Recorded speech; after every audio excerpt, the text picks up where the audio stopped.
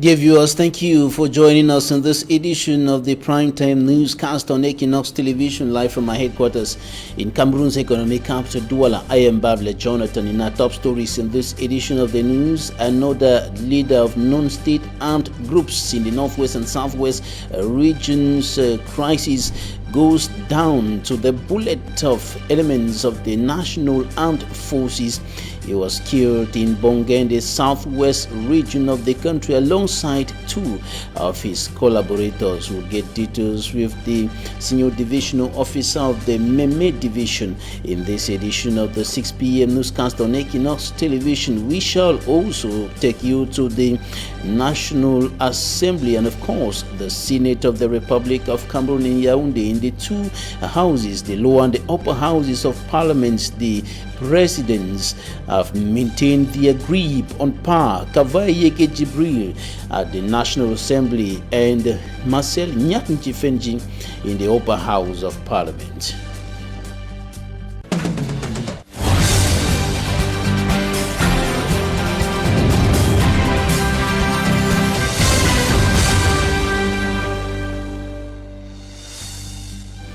Once more, thank you for joining us. We begin this newscast in the southwest region of the Republic of Cameroon, where another leader of non-state armed groups in the crisis pulling on for more than 4 years today in the northwest and southwest regions of the country has been gunned down by elements of the National Armed Forces. The general called Spirito, the separatist general called General Spirito, was gunned down by elements of the National Armed Forces in Bonge. This, of course, in the southwest region of the Republic of Cameroon, and his body alongside two of his collaborators who were also killed, presented to the public in the Kumba. We have greater details on this in this extract of the senior divisional officer of the Meme Division, Tundong Chamberlain. So to testify that Spirito is no more. He has been neutralized by our defense forces. And you know, all of us know who was General Spirito. A very big criminal operating in Baifue, by Boabakundu, by Panya, all those areas. Even Bole, time to time, was the one coordinating those activities there. Many people have been killed by these criminals and these boys. He went to Konotiti site, where he has planned many attacks in Bobongo, Lekora, and some other places. And there, you know it very well. We lost some of our enemies. But today, due to the bravery of our forces of law and order, he has been neutralized. Let me continue to highlight it here that the amber fighters, they are not having other wirewood. Only wirewood is to surrender and to join the ATN. Let us say, I gave firm instruction to welcome them. It is what we are doing. Today, General Godi is alive. General Nambere is alive. But all those who are refusing to follow that voice, the voice of the head of state, they can be sure that they have nowhere which they are going to neutralize. That is why, like the father of the division, let me continue to advise them that in the meantime for them to join the good side, which is the one of following the appeal sent to them by the Excellency. The Anglophone crisis is the problem of urban disorder and construction of houses at unauthorized places in the town of Boya, and the traditional rule of great support has warned those who are violating the laws as far as construction of houses is concerned to stop, or the houses will simply be demolished. The Rijato report. With the population of plus 22,000, Great Support Village in Boya subdivision has its own challenges. No public stand-up. We need a borehole. Electricity is not extended to most parts of the quarter. The water main pipes are not in the quarter, which makes those with water to have their meters out of the quarter. and therefore suffer a lot of loss from leakages. Chief Etina Monono, the traditional ruler of the Great Support people, is visiting one of his neighborhoods, and this one is called Quarter 8. The traditional ruler noted with satisfaction that his village is experiencing some continuous growth, especially in the domain of infrastructure, but was disappointed that this growth at the same time is creating a bigger problem. Lack of inter-street roads and culverts over the deep water gutters, which means that this water can be a death trap to our young children. Encroachment of some inhabitants on the roads, blocking of some roads by some people. Chief Etina Monono and his delegation, for instance, were supposed to drive round, but he is forced to do so on foot. The motorable street like this one. In that election at the National Assembly today in the nation's political capital, Yaoundé, should be noted that Kavaye is a member of the Mada ethnic group who was born in 1940. He studied at the Regional Center for Physical Education from 1960 to 1963 and subsequently worked as a teacher in Marwa. He was later appointed as interdepartmental inspector of the interdivisional inspector of the Far North in 1965, and he entered the Legislative Assembly of East Cameroon in 1970. He also became traditional ruler of the Mada community in the 1971. Following the creation of the unitary state, Kavaye was elected to the National Assembly of Cameroon, and in 1973, after 10 years in the National Assembly, Kavaye was elected as second vice president, and in 1983, that was in 1983, and in 1985, when President Paul Biya transformed the CNU, the then ruling political party in Cameroon, into the CPDM, the Cameroon People's Democratic Movement, he was retained as a member of the CPDM Central Committee. He was elected as president of the National Assembly in 1997, and since then till now, he remains the president of the National Assembly of Cameroon. The same thing at the Senate. The president of the upper house of parliament of the Republic of Cameroon, Marcel Nyat-Njifenji, maintains his grip on power, and of course he was re-elected today as president of the National Assembly with an overwhelming majority. Marcel Nyat-Njifenji was re-elected with 85 votes out of 93. Marcel Nyat-Njifenji is of course a Cameroonian politician from the west region of the Republic of Cameroon, who has been a president of the national or the upper house of Parliament of the Republic of Cameroon since he was created. That was in 2013. And we are receiving a young politician, and his name is Oscar Ismail. He is the regional coordinator of the Socialist Youth. Thank you for joining us today. Thank you, Babila, and thank you for all our viewers. It's my very first emission here to your. This is my very first panel with you, and I hope I'll be able to give all what the viewers are waiting for me. Right, you're a member of the National Executive Commission that is commission on the action politic, is that? Political action, yeah. Political action, presided at by Honorable Jean-Michel Nincho, Regional President of the Social Democratic Front. Thank you for joining us once more. Now, the two houses of Parliament are led by persons who have been there for decades, for the case of the House Speaker Kavaye Jibril and the Senate Marcel Nyat-Njifenji, who has been there since the upper house of Parliament was established. What's your take on this continuous effort to maintain the hands on power? I want to say something. You know, as a young politician, this these are the type of things that irritate you, because we heard Mr. Porbia telling about the political transition. So he was preparing. He told us youth that we should prepare to succeed them at the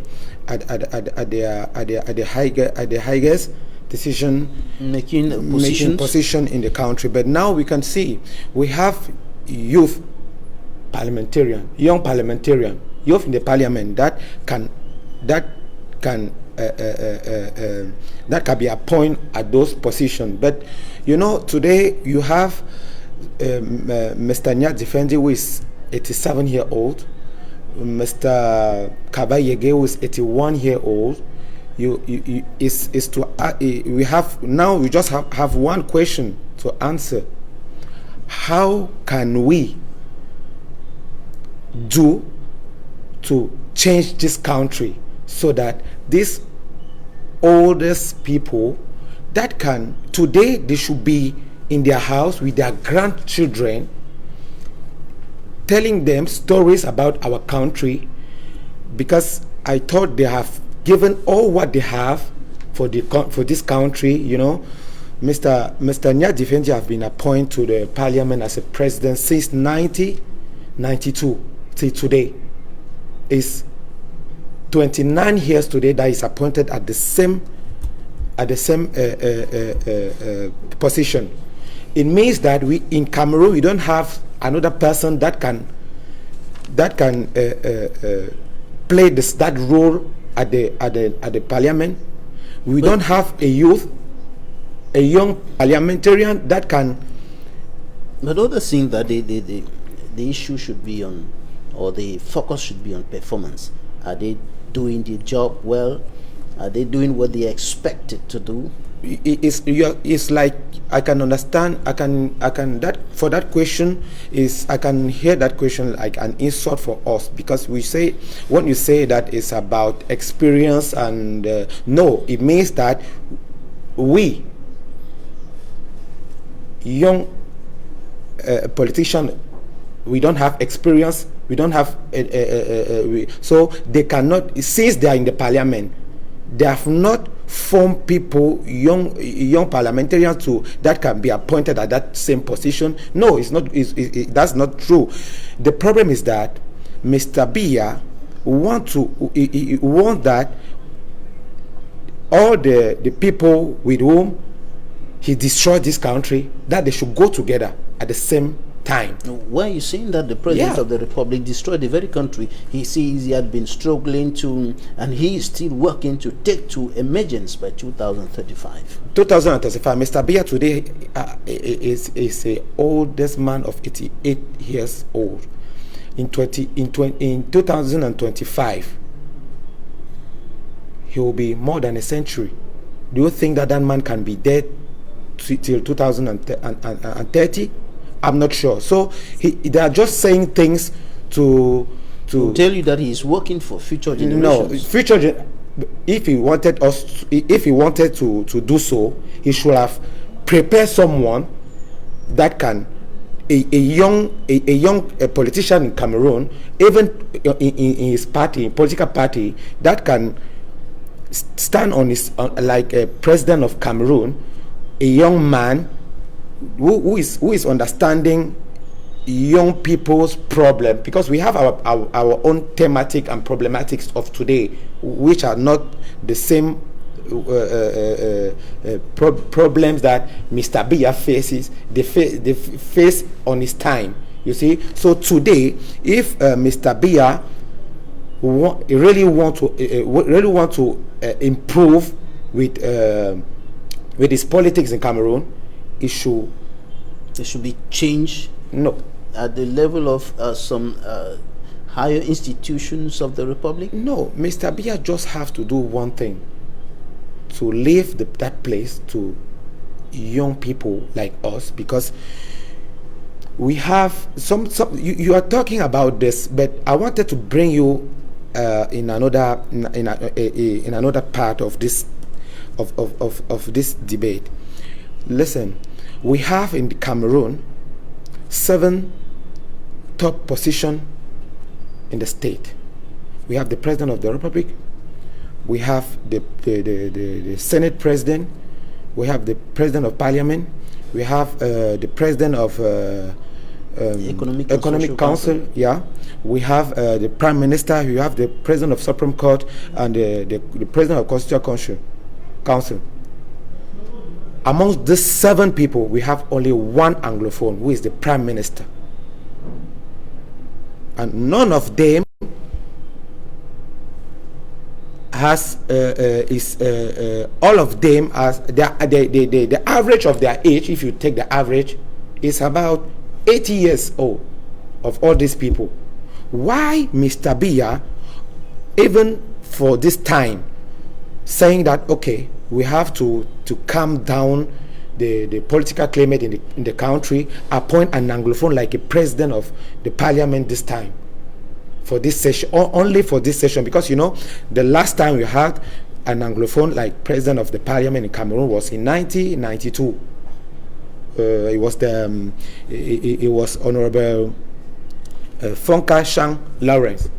That was the last Anglophone that we had as a president of a National Assembly in Cameroon. Why this time we don't look for a young Cameroonian as a young Anglophone Cameroonian, like the transition? Because Mr. Biya said that he's preparing the transition. Why don't him start by this? Because after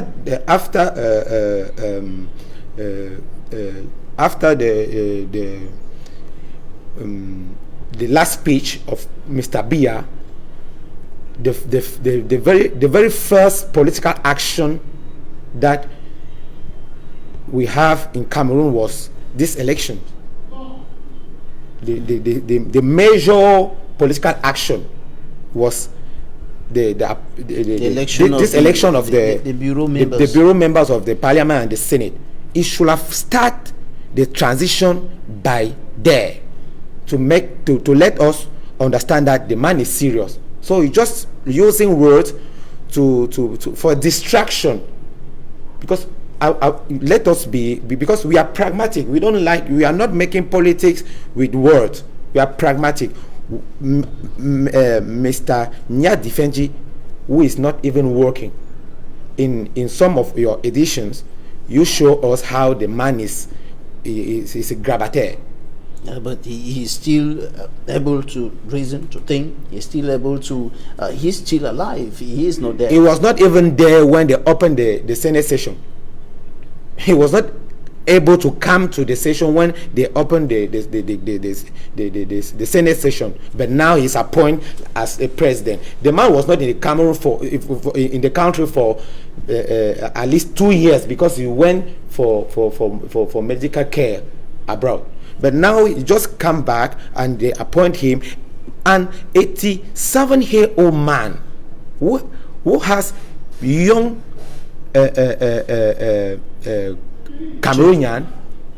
Cameroonian as member of Senate, because you have SDF senators in the Senate.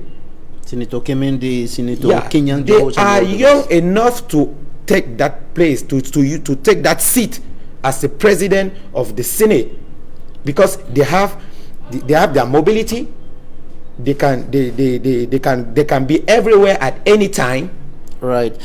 Donkey Oscar Ismail, Regional Coordinator of Specialist or Socialist Youth for the Littoral Region. Thank you for joining me today. On to something else now.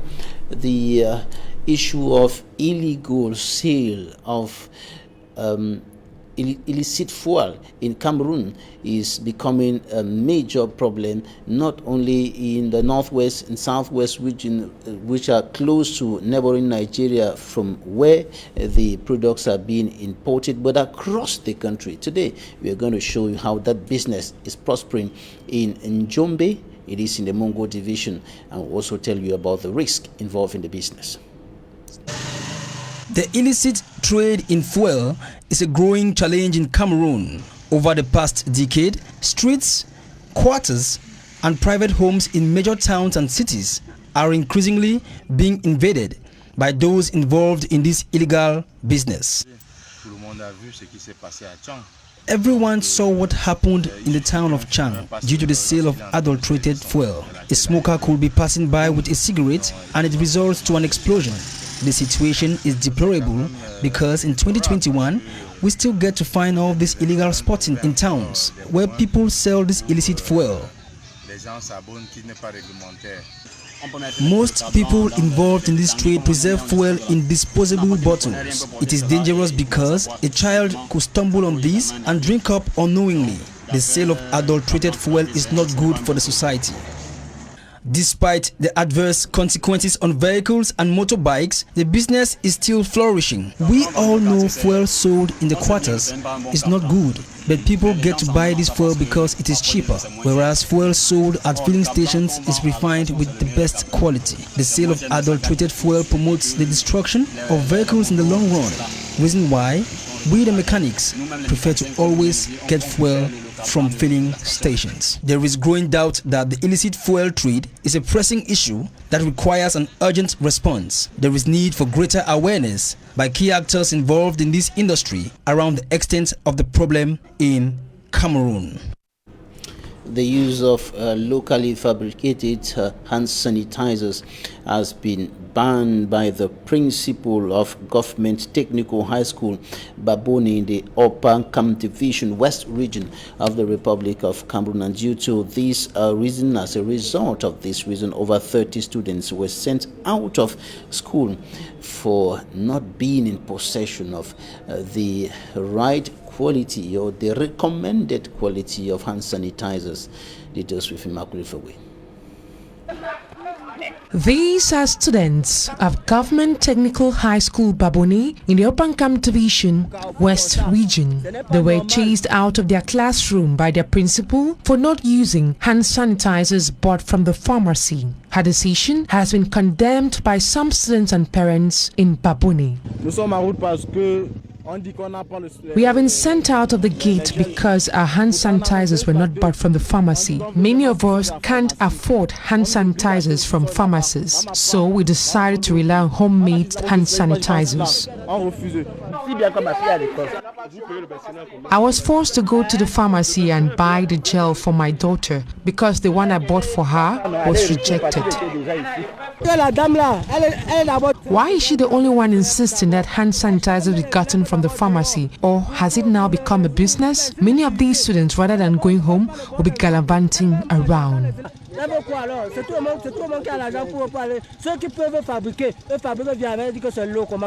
All attempts made to get the reaction of the principal on why she took the decision were all in vain. She rather used aggressive words on the reporter. Je suis à la source pour demander, madame. Je suis comme ça à la source pour demander ce qui ne va pas. Vous avez commencé le puits et vous prenez d'abord la vie avant de faire. Quand le reportage est de babonner, c'est ça que je dis. School heads in the Upper Kam Division are now stepping up the fight against COVID-19. At the entrance of the campus, a thermal scan is carried out with access given only to students wearing their face mask. It should be noted that 5 students of Lycée Classique of Bafang were recently tested positive with COVID-19. Immaculate Fogwe reporting there, and the Cameroon Scientific Committee has issued a statement concerning the AstraZeneca anti-COVID-19 vaccine that was to be imported by the Republic of Cameroon, but was halted because of the issues concerning that vaccine. Reported health complications developed by some persons who were administered the vaccine. According to the WHO, some reports indicated that some persons or some patients or persons who were administered AstraZeneca vaccine developed blood clot, and now the scientific committee is demanding for a little more time to examine that vaccine and see if it is safe for Cameroonians. We talked to a medical expert, Dr. Ntifo Peter Louis, Secretary General or Deputy Secretary General of the Cameroon Medical Council, and this is what he said. On March 9th, 2021, the Minister of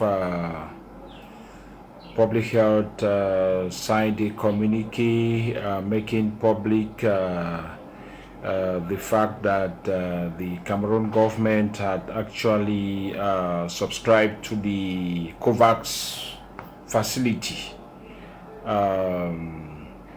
The COVAX facility is a global initiative from renowned institutions like the Coalition for Epidemic Preparedness Innovations, the Global Alliance for Vaccinations and Immunization, and the World Health Organization. The objective of this project is to be able to accelerate the development, production, and equitable access of testing materials for COVID treatment and provision of vaccines to all countries.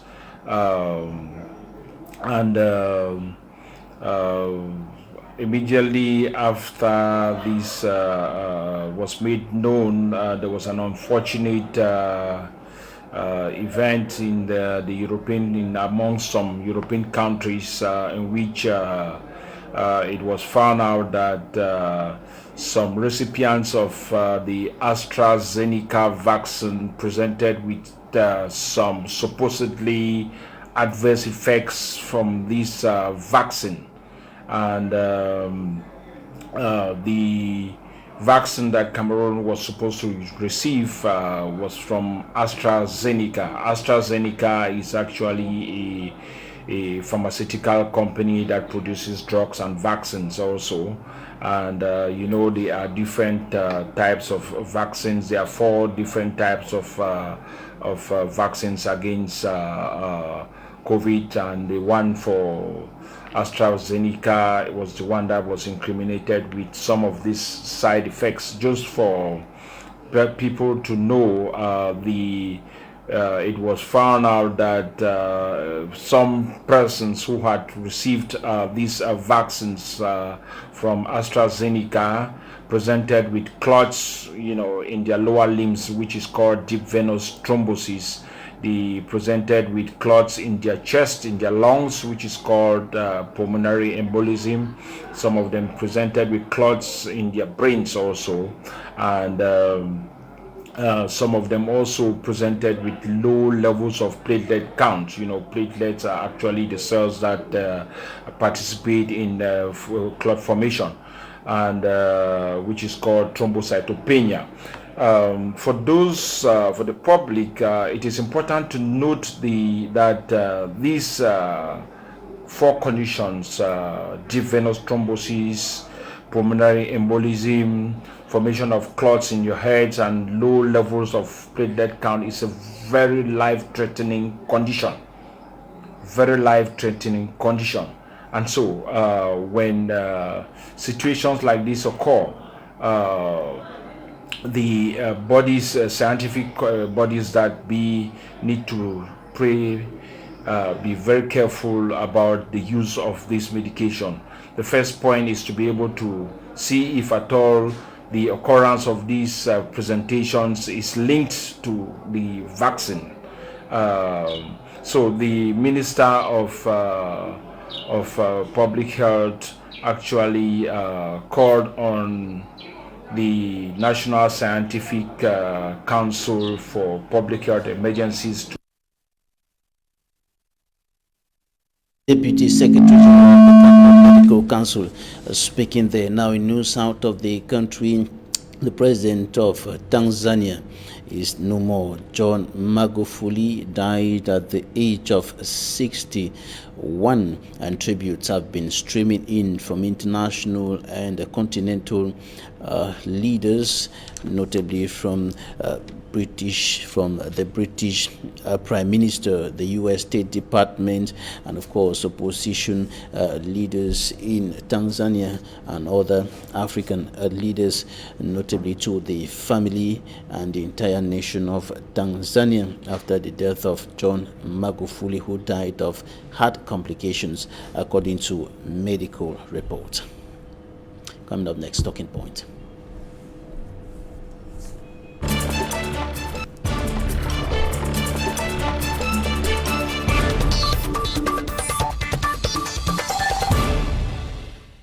Our guest is joining us from the United States of America, Dr. Chubufo Muchi Dita, Cardiology Fellow, Public Health Specialist, West Virginia School of Medicine. Thank you for joining us, Doctor. Thank you, Mr. Babila, and my humble regards to all the Equinoxe televiewers. As always, I send salutations to my community back in Tamafe. What is wrong with the AstraZeneca vaccine? Well, Mr. Babila, before we start this conversation, I would like to make it very clear. We are not here to ask whether vaccines are good or not, but we are here to ask what are some of the issues facing the AstraZeneca vaccine. I think the vaccine went through a rigorous evaluation, development, and testing. And I think based on this result, it was assessed and deemed to be beneficial to the population. And that is exactly why it was recommended and being administered. But as it goes with every medication and every product, there is what we call the post-marketing surveillance. So with AstraZeneca, it's been noted that people who received the vaccine somewhat had complications related to blood clots. I think that's got so much animosity around the vaccines, with some countries suspending vaccinations. But the main problem is, side effects or these blood clots that no one had reported before, which are now being discussed. Established that some of the complications that erupted in some persons who were administered the AstraZeneca vaccine actually was provoked by the vaccine? This is a very important question, but it's also a very difficult question for us to respond to. But let me also let the audience know that at this time, the Scientific Committee of the European market has reviewed all the available data, and they've cleared this vaccine, that it can be used, just like the WHO also mentioned probably a day or two ago, that this vaccine has more benefit than any potential consequences. So to establish whether a vaccine is really responsible for this clot is difficult. We need to look at the data. But there are a few things we need to look at. The first thing is whether the number of clots being reported among people who took this vaccine is more than what it should be expected in the general community. Let's not forget, every day people die of blood clots. So having a blood clot is not the problem, but if so many people, more than expected, have blood clots after taking this vaccine, then we have to say there might be a link. The other thing you also have to establish before you might want to say it is due to the vaccine, you want to know if there are no other alternative explanations. Every day there are so many things which could cause blood clots. For instance, a lady who is taking blood control medications is at higher risk of having a blood clot. Could it be the reason why the person had the blood clot and not necessarily the vaccine? So there are so many things we need to go into in order to tell whether these things are related. But another thing I want to highlight is because this vaccine is new, everybody is aware of it. After taking the vaccine, these people go through intense surveillance. So things which may be happening in the community and nobody ever picks them up, they are being picked up at this time because these people are being actively monitored. So at this time, from the last reading I made, the evidence doesn't seem to support that these clots are expressly caused by the vaccine. But I also know the scientific community will continue to monitor closely to make sure that the preliminary statements and findings remain consistent. And at this time, the benefits of taking the vaccine are more than the consequences of letting people go unvaccinated. As the United States, where you are, how far has the United States gone with the vaccination? I know that the Pfizer vaccine is what is really predominantly administered there in the United States. That is true, and I've taken my vaccines. I've taken both doses, and I took the second on the 5th of January. I'm doing just fine. I took the Pfizer. I'm doing just fine. You know, fortunately or unfortunately, we don't have much of AstraZeneca in the United States. But I can tell you the US is moving at full speed, making sure they vaccinate as many people as possible. Let's not let the distractors or the small hitches, maybe with the ongoing vaccines, make us believe vaccines are not a game changer. Vaccines have always been a game changer, and they play a very, very major role when it comes to prevention, alongside other measures. So the US is going full speed. People are getting vaccinated.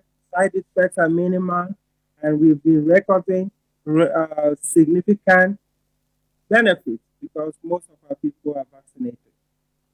Seems to be improving to a greater extent in almost all the states there. Yes, the numbers are actually reducing, and I would say in every state, people in their millions have been vaccinated. But what I also want to make known, probably in places especially like Cameroon, where vaccines are not yet there, and we already have these recent developments which are even going to slow the arrival of vaccines, that people have to focus on measures which have been proven to work. Putting on a mask, avoiding large gatherings, staying socially distant, making sure you respect basic measures of hygiene. And, you know, in Cameroon, it's rather unfortunate because I still get to see people organize huge parties.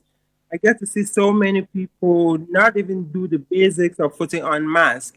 And I will use this platform to appeal to every Cameroonian that COVID is real. I took care of so many patients and so many died.